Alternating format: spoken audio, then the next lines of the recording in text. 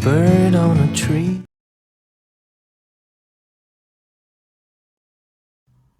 Bonjour à toutes et à tous. Alors aujourd'hui, je voudrais vous présenter Je n'ai jamais dit, qui a été écrit par Didier Jean Ezade et illustré par Régis Lejon aux belles éditions utopiques.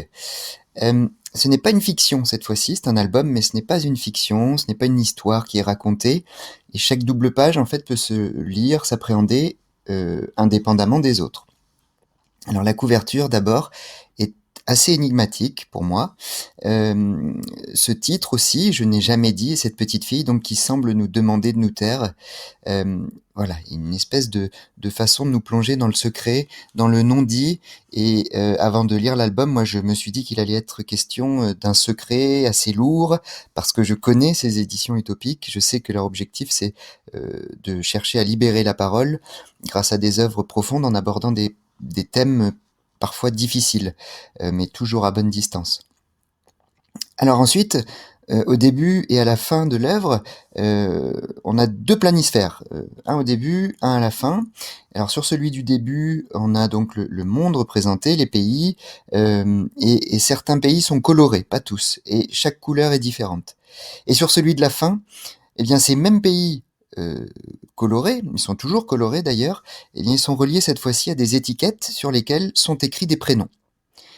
Et on comprend qu'il va être question de personnages venant de plusieurs endroits sur le globe. Alors en fait, sur chaque double page, ensuite là je vous parle du corps du livre, sur chaque double page il y a une illustration mettant en scène un ou plusieurs personnages, et de ce personnage, il y a à chaque fois un personnage principal, et de ce personnage principal on connaît 3 choses, le prénom, l'âge et la nationalité. Et à côté de l'illustration, un petit texte qui commence par Je n'ai jamais dit vient compléter cette illustration. En fait, chacun de ces personnages se confie sur un non-dit qu'il garde sur le cœur. Un non-dit, un secret, un rêve, voilà.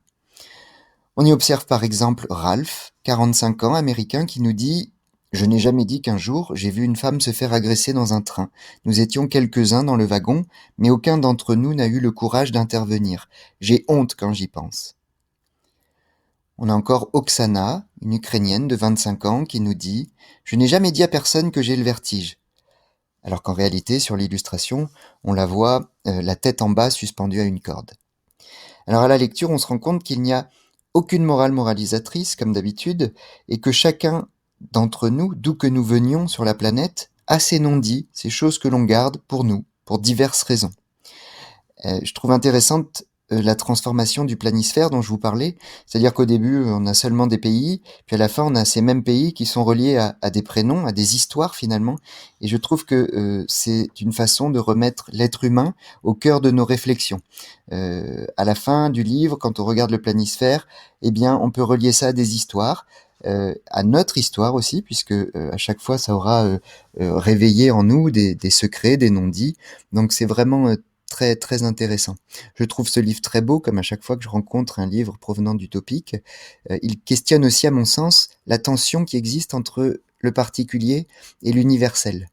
Voilà, si vous voulez en savoir plus, n'hésitez pas à regarder la vidéo concernant la petite analyse. Like a bird on a tree.